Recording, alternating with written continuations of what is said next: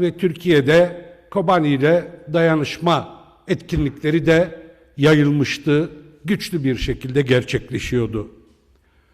Türkiye'nin de çeşitli şehirlerinden gençler bu dayanışmaya katılmak için Suruç'a gelmişlerdi.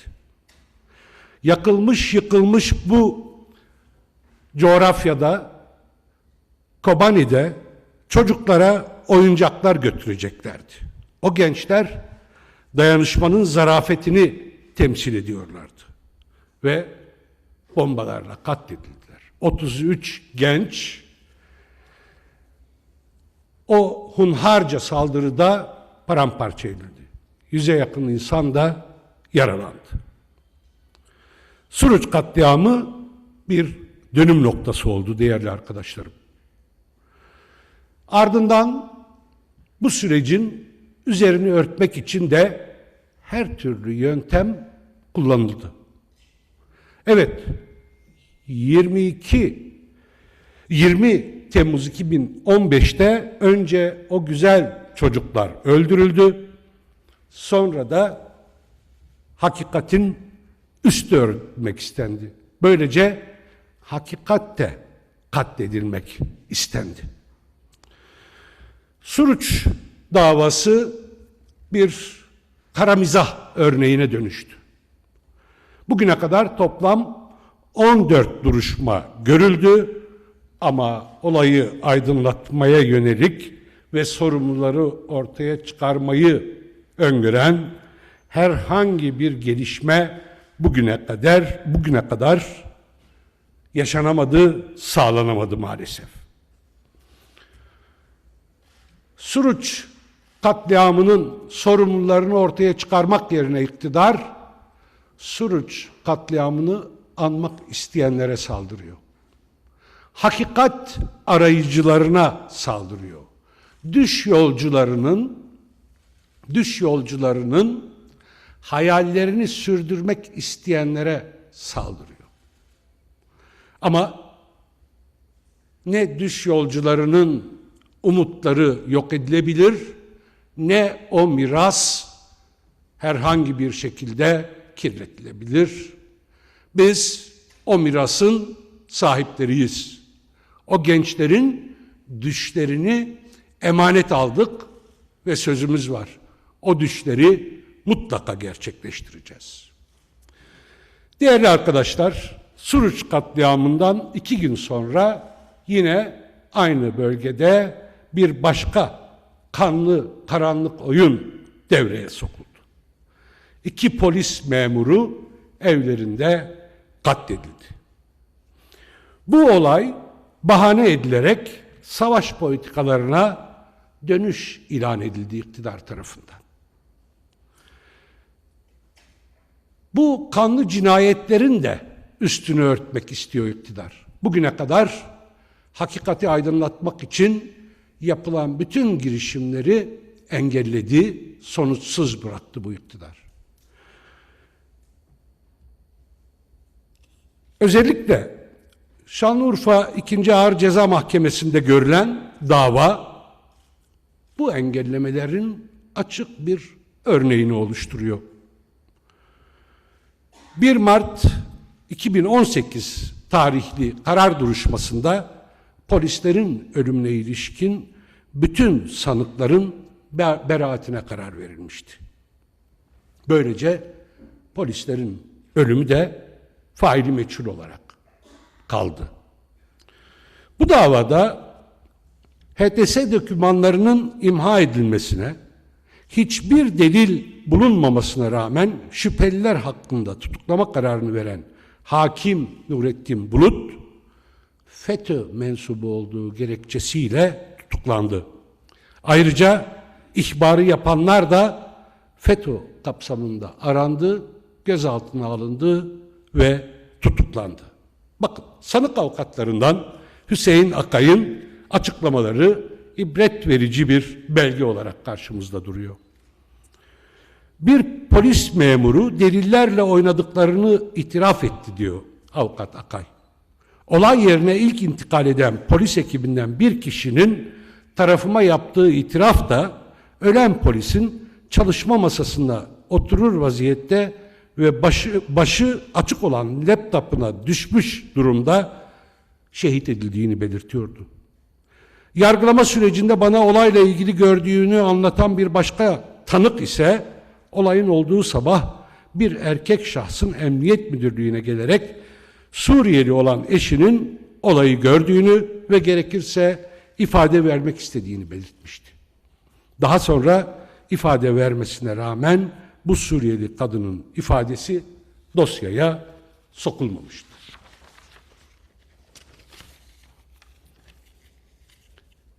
Ceylanpınar'da gerçekleşen bu cinayetler devlet ve iktidarın karanlık bir senaryosudur. Bütün bu gelişmeler bunu açıkça ortaya koyuyor değerli arkadaşlarım. Bu senaryoyla Türkiye'de Kürt sorununda yeniden savaş politikalarına dönülmek istendi. Ve Türkiye'de demokrasi umutları yıkılmak istendi. Aradan geçen 5 yılda iktidar Ceylanpınar olayını konuşmak istemedi. Biz meclis grubu olarak defalarca araştırma önergesi vermemize rağmen bunların hiçbiri kabul edilmedi. Tamamı iktidar bloğunun oylarıyla reddedildi. Oysa eğer bir araştırma komisyonu kurulacak olsa çoğunluk iktidar partilerinde olacaktı. Dolayısıyla normal şartlarda korkmamaları gerekiyordu böyle bir araştırma komisyonunun çalışmaya başlamasından. Ama hayır, hakikatin konuşulma ihtimalinden dahi korkuyorlar.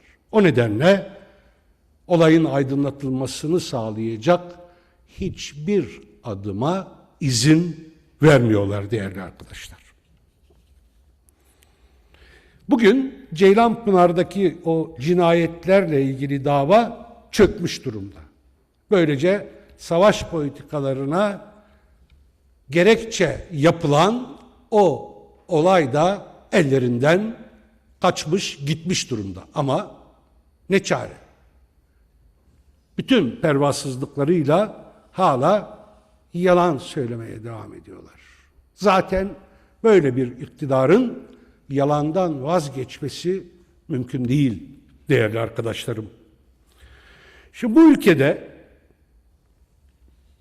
tam o yıllarda ve o günlerde yeni heyecan verici olaylar da yaşanıyordu. Umut verici gelişmeler ortaya çıkıyordu. 7 Haziran 2015 bunların en önemlisiydi. 7 Haziran seçimlerinde %13'ün üzerinde oy almıştı HDP ve 80 milletvekiliyle meclise girmişti. Böylece özgürlük, çoğulculuk ve demokrasi yolunda umutların yeşermesi mümkün olmuştu. Tıpkı Suriye'de IŞİD'in yenilmesinin baharı müjdelemesi gibi Türkiye'de de 7 Haziran seçim sonuçları bir bahar müjdesi gibi gelmişti. Ama iktidarın bugünkü ortakları kararlarını ta 8 Haziran günü vermişlerdi. Bu baharı boğacaklardı. Suruç katliamı o kanlı boğma planının ilk önemli adımıydı. Amaç umudun boğulmasıydı. Amaç mücadelenin çökertilmesiydi. Amaç halkların buluşmasının önüne kanlı duvarlar örmekti. Çünkü 7 Haziran halkların buluşmasının bir zaferiydi. Kobani direnişi de halkların buluşmasının güzel bir örneği ve parlak bir zaferiydi. İktidar ortakları bu zaferleri başka kanlı oyunlarla gölgelemek, umudu ve mücadele inancını yok etmek için karar almışlardı. Bu konuda da her yöntemi kullanmaları artık sürpriz olmayacaktı. Nitekim öyle de yaptılar. Ve o kanlı ortamda bombaların patladığı, bizlere her türlü saldırının yapıldığı ortamda 1 Kasım seçimlerine gidildi. Böylece 7 Haziran seçimlerinin sonuçları fiilen geçersiz kılındı. O olumsuz şartlara rağmen halkımız desteğini sürdürdü, partisine sahip çıktı ve barajı aşmasını sağladı. Umut yoluna devam ediyordu. Engeller çoktu, saldırılar amansızdı, politikalar acımasızdı ama bizde de inanç vardı, kararlılık vardı. Halkımızın da güveni ve desteği vardı. O gün yürüyüşümüze devam ettik. Bu yürüyüş bugün de devam ediyor.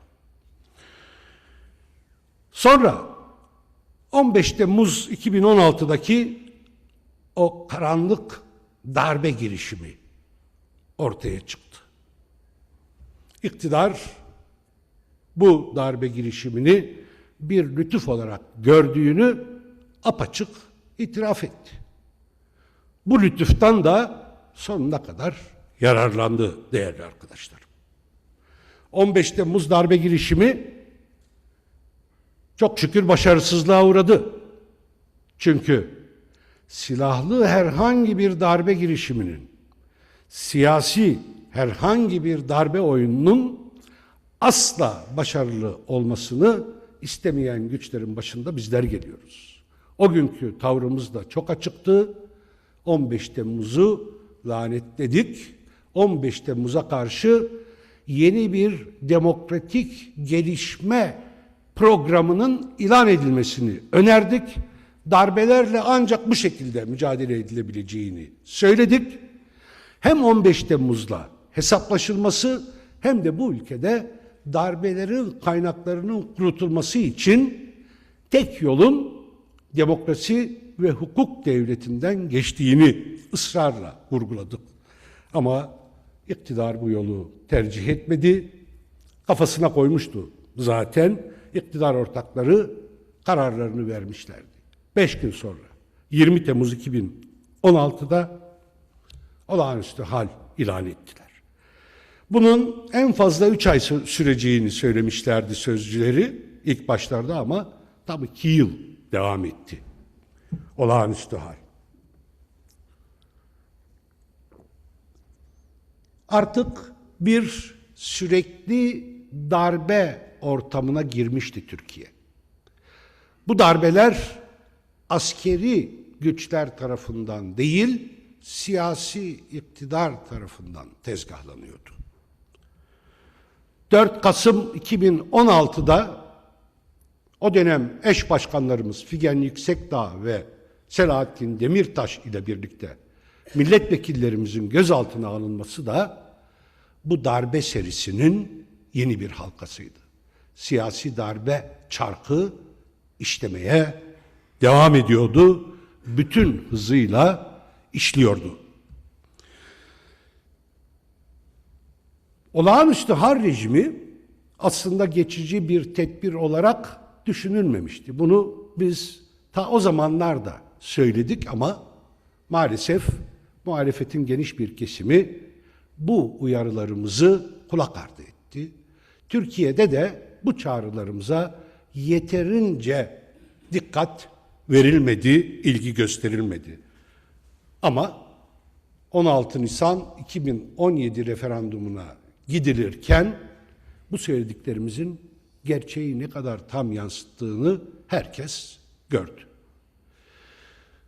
16 Nisan 2017 referandumuyla adına Cumhurbaşkanlığı hükümet sistemi dedikleri yeni bir düzen kurdular. Bu düzen gerçek anlamda olağanüstü hali kalıcılaştırma anlamına geliyordu. Amaç olağanüstü hali sürekli kılmaktı. Olağanüstü hal rejimleri, kalıcı olağanüstü hal rejimleri düşman yaratmadan yaşayamaz değerli arkadaşlarım. Mutlaka düşmana ihtiyaç duyar. Sürekli bir gerilime, bir kamplaşmaya, bir kutuplaşmaya ihtiyaç duyar. Buralardan beslenir. Adı üstünde. Olağan bir yaşam bu rejimin zaten anlamını kaybetmesi sonucunu doğuracaktır. O nedenle olağan bir yaşamın her alanda ortadan kaldırılması için ne gerekiyorsa yapmak zorundadır olağanüstü hal rejimleri. Zihniyetlerinin, doğalarının bir gereğidir. Düşman yaratmak, kutuplaşma yaratmak, gerilim üretmek. Böyle bir rejimin vazgeçilmez araçlarından biri de savaş politikasıdır. İçeride savaş, dışarıda savaş. Böylece olağanüstü hali kendi ülkelerinde yerleştirmeleri yetmiyor gibi komşularına ve daha uzak yerlere de yaymayı hedeflerler. Buradan besleniyorlar. Olağanüstü hal rejimlerinin doğası budur dedim. Çünkü böyle yapmadan ayakta kalmaları mümkün olmaz. Ama dikiş tutmuyor bu rejim değerli arkadaşlarım. Yüz binleri aşan insanları ihraç ettiler KHK'larla, keyfi işlemlerle. Hukuku kendilerinin bir oyuncağı haline getirdiler. Yargıyı topluma hiza vermek için bir sopaya dönüştürdüler. Basını susturdular. Her itiraza şiddetle yöneldiler ama yine de dikiş tutturamıyorlar. Bu toplum bu rejime rıza vermiyor. Bunu görmemiz gerekir. 16 Nisan 2017 referandumu olağanüstü hal şartlarında gerçekleşmişti. Bütün hilelere ve devlet imkanlarının tek taraflı kullanılmasına rağmen ancak küçük bir farkla evet çıkmıştı o referandumdan. Aslında rejimin dikiş tutmayacağı o gün açıkça belli olmuştu. Sonrasında 2018-24 Haziran seçimleri yaşandı. Yine çok olağan dışı şartlarda ağır baskılar ve tek taraflı imkanların kullanıldığı ortamda yapılan bu seçimlerden de ancak çok az bir farkla Cumhurbaşkanı seçtirebildiler o zamanın başbakanı. 2015'te başlayan süreçte tek adam rejimi için her türlü ilişkiyi ve her türlü karanlık oyunu önüne koyan iktidar ortakları ancak az bir farkla Cumhurbaşkanlığı seçimini kazanabilmişlerdi. Bu rejim dikiş tutmuyor. Bunun son örneği, son kanıtı yerel seçimler olmuştur. 31 Mart ve 23 Haziran 2019 seçimleri. İktidar çok büyük kaybetti. HDP demokrasi için, Türkiye'de demokrasinin önünü açmak için bir seçim politikası belirledi ve bu politika halklara, toplumun bütün vicdanlı iyi insanlarına seslenen bu politika başarılı oldu. Şimdi bu mücadeleyi yeni bir aşamaya taşımış bulunuyoruz. 1 Haziran'da ilan ettiğimiz siyasi tutum belgesinin bir parçası olan demokratik mücadele programımızı kararlılıkla hayata geçirmeye devam ediyoruz. Biz mücadelede kararlı, gücümüze inançlı olduğumuz sürece bu rejimin dikiş tutması mümkün değil. Demokrasi güçleri dayanışmayı ve haysiyet mücadelesini ciddiyetle sürdürdükleri müddetçe bu rejimin dikişleri er ya da geç çözülecektir. Tümüyle çözülecek.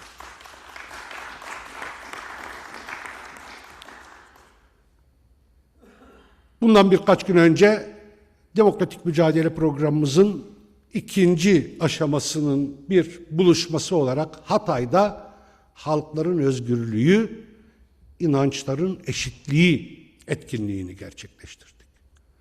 Ve orada gördük ki Türkiye'de bütün inanç temsilcileri nefes almak istiyor.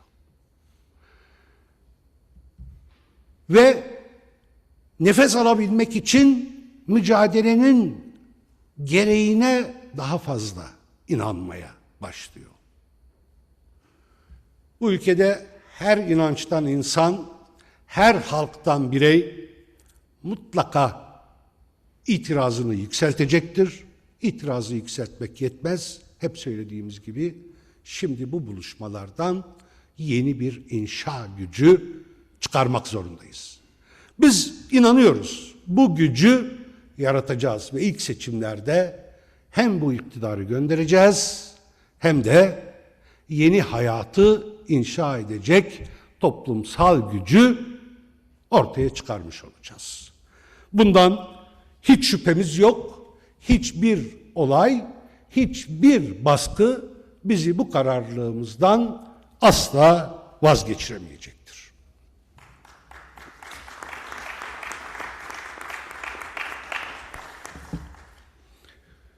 Değerli arkadaşlarım, sevgili basın emekçileri, geçtiğimiz hafta HDP olarak bizleri derinden sarsan, üzüntüye ve utanca boğan iki çirkin olay yaşandı. İki milletvekili, partimize mensup iki milletvekili kadına karşı şiddet ve cinsel saldırı olaylarıyla gündeme geldiler.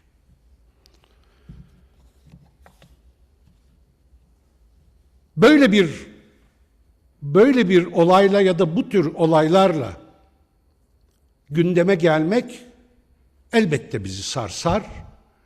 Saflarımızda bu çirkinliklerin yaşanması elbette bizi utandırır.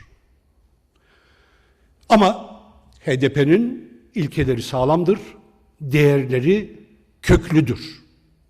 Ve bu değerlerin, bu ilkelerin en güçlü sütunu kadın mücadelesidir.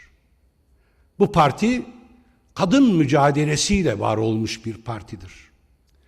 Kadın Meclisi HDP'nin omurgasıdır. Kadın Meclisi bu gelişmeler üzerine hemen harekete geçti. Mensur Işık için disiplin kuruluna başvurdu ve derhal bu milletvekili Merkez Disiplin Kurulumuza sevk edildi. Merkez Disiplin Kurulu'nun süreci devam ediyor. Belli usulü işlemler var. O nedenle henüz bir sonuç çıkmadı. Bu usulü işlemlerin gerçekleşmesi için de belli sürelere ihtiyaç var. Ama Merkez Disiplin Kurulumuzun gerekli kararı vereceğinden şüphe duymuyoruz. Değerli arkadaşlar, diğer çirkin olay Mardin Milletvekili Tuma Çelik'in bir kadına cinsel saldırıda bulunduğu iddiasıyla gündeme geldi.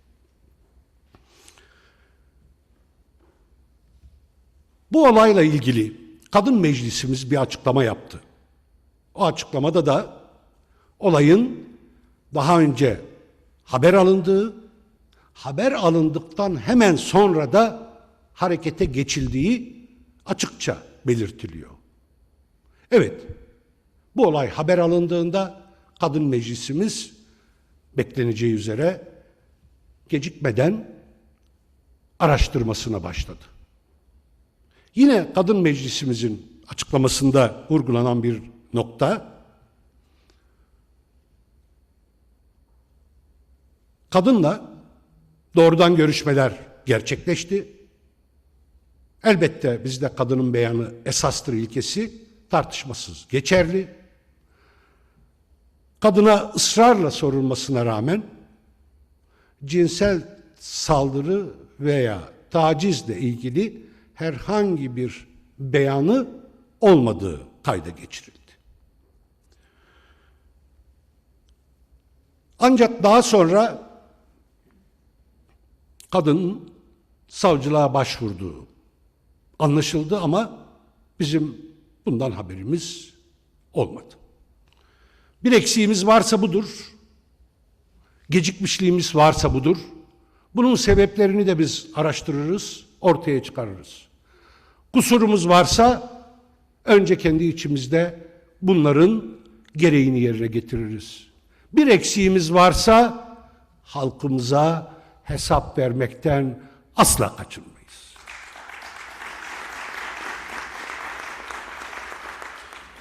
HDP olarak bizlerin kadına karşı şiddet ve kadına yönelik suçlar konusunda en ufak bir tereddüdü olamaz. Hiçbir şekilde, hiçbir düzeyde mazeret üretmeye izin verilmez. O nedenle buradan bize yönelik saldırıların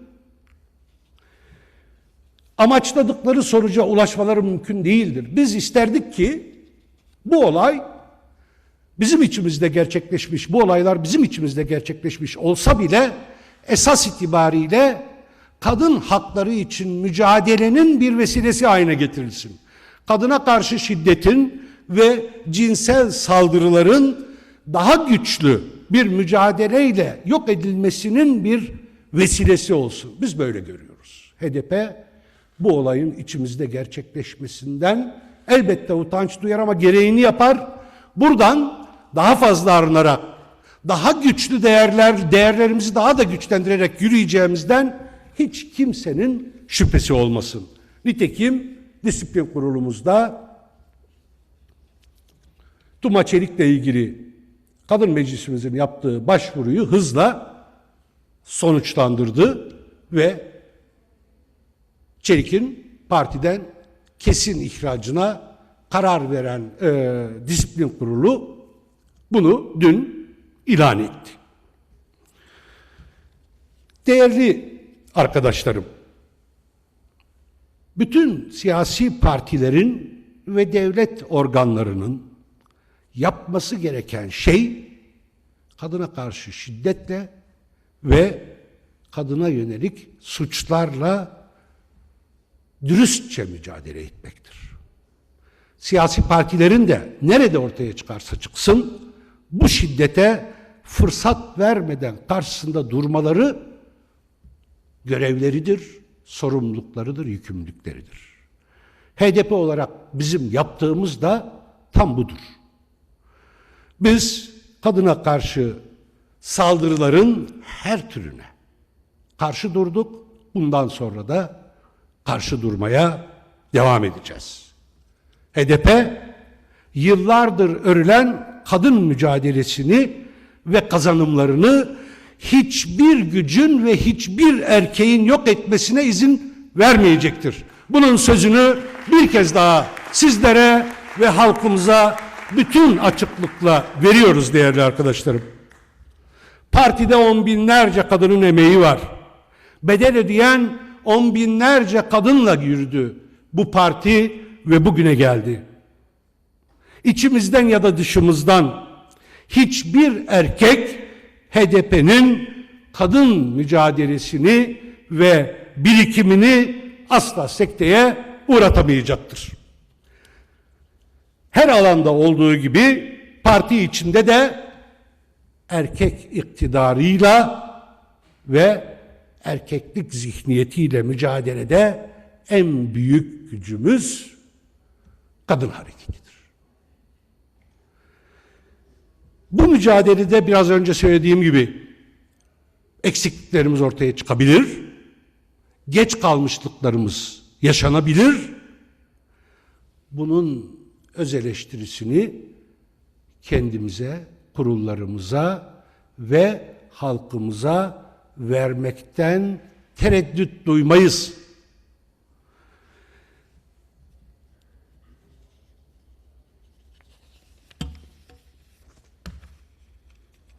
Değerli arkadaşlarım, biz herkesi bu çok önemli konularda daha samimi, daha açık ve daha dürüst davranmaya davet ediyoruz. Bize yapılan eleştirilerin hepsini, saldırıları demiyorum, eleştirilerin hepsini dikkate alırız. Ama burada herhangi bir güçle senin de dibin kara söylemine sığınacak da değiliz. Ama gerçekler herkesin gözü önündedir. Kadını nefessiz bırakmayı, varoluşunun temeli gören güçler elbette mesele bizim içimizde olunca söz söylesinler ama dönüp aynaya da baksınlar. Biz hem içimize hem bütün Türkiye'ye ve hem de bütün güçlere bu temiz değerlerin aynasını tutmaya devam edeceğiz. Tekrar söz veriyoruz ve kimsenin de bundan kuşku duymamasını istiyoruz değerli arkadaşlarım.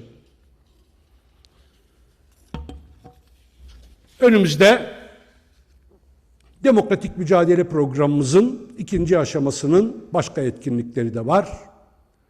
Yarın İstanbul'da gençlik buluşmasını gerçekleştiriyoruz. Gençlik bu ülkenin umududur. Biz bunu biliyoruz.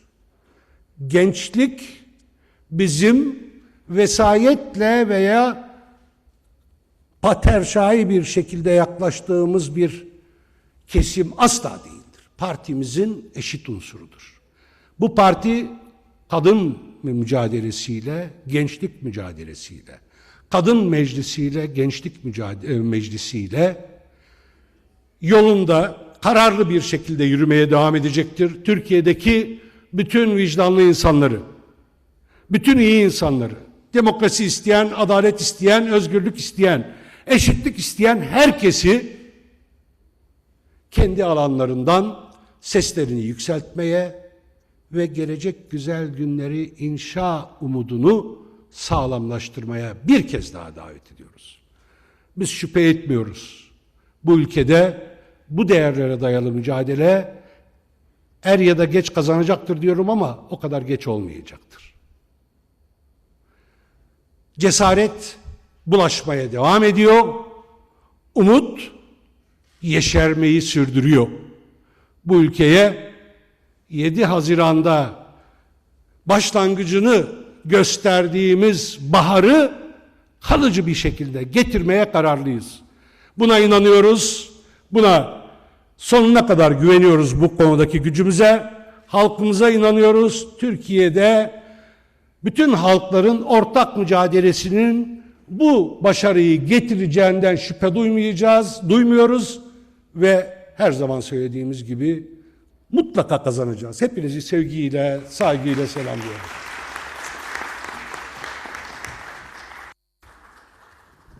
Eş Genel Başkanımız Mithat Sancar'a çok teşekkür ediyoruz. Bugünkü grup toplantımız sona ermiştir. Katıldığınız için teşekkürler.